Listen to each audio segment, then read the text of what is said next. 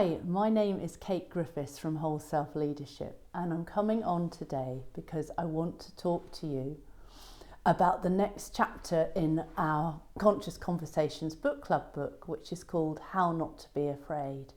And the chapter title is Fear of the World. And I know when I first read that, I did think, not sure that applies to me. But then as I thought about the situation we find ourselves in with the war in Ukraine, and maybe a lot of people fearful about what the outcome of that's going to be, the amount of suffering that's happening at the moment, and, is this the start of World War III?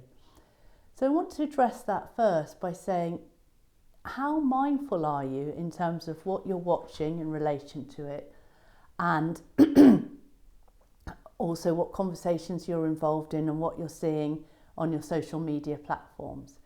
I take my mum as an example. She's addicted to the news and believes that it's really important to keep informed. And so she watches news on TV 3 or 4 times a day, and that varies between Al Jazeera and BBC.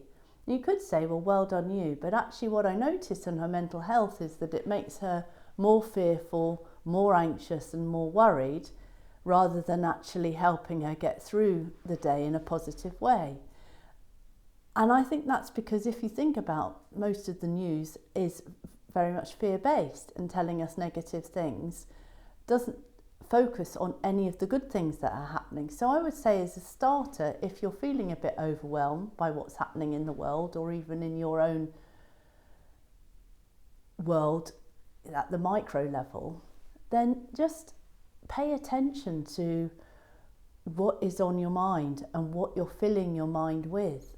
Because actually, if we take the example of the Ukraine, there's many, many wonderful things happening. So I want to give you 2 examples that are relevant to me. One is that in Bedford, the city I live in, I know of 2 different companies that are regularly sending vans over, and friends that have donated and put donations in and things like that, based on what people out there need. That's going on every week.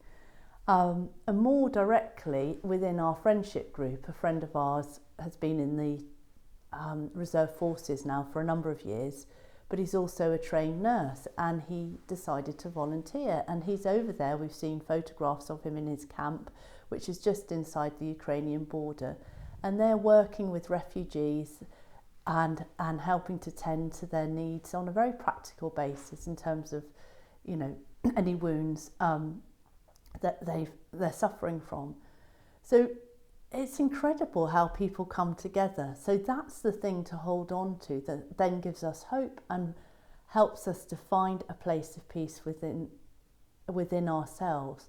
And that's probably the key, actually, is to take regular time inside, to meditate, to come to that place of stillness and know who you are really, your true whole self. And that only you know that, or can know that, and that's the invitation that we're all given.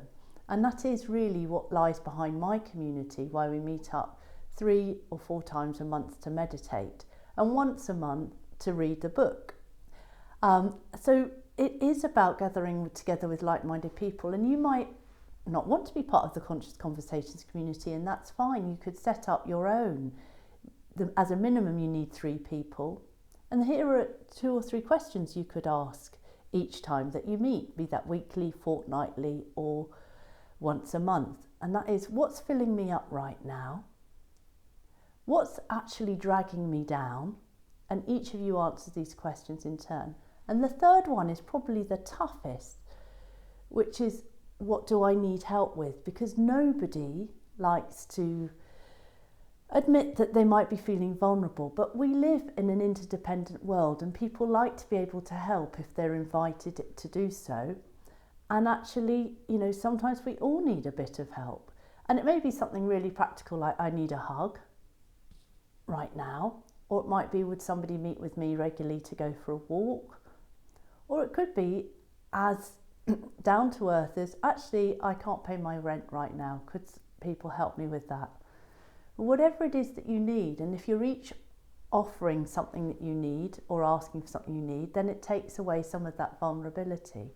But it reminds us that actually the whole purpose of life is about love. And it's interesting because in my sessions this week with clients, this bottle often came up. So I wonder how you feel about that. I don't know if you can see, it's a coral and a magenta. Do you like it? Yes, no? How does it make you feel? I picked that bottle partly because it came up, because it's called the Love Anchor, and magenta anchors that within us, because magenta is the connection to source, the bridge to the cosmos, if you will. But this connection that we're never alone.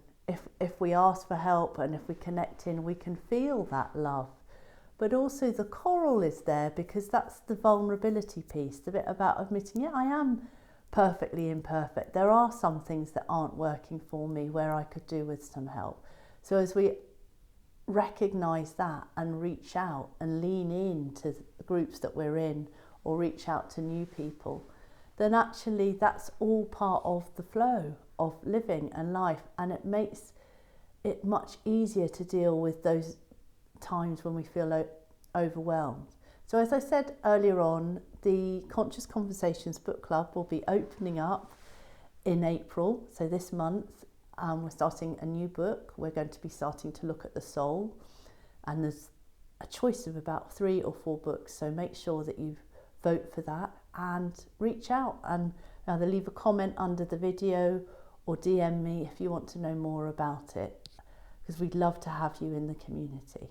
So take care, have a great weekend, and speak to you soon. Bye for now.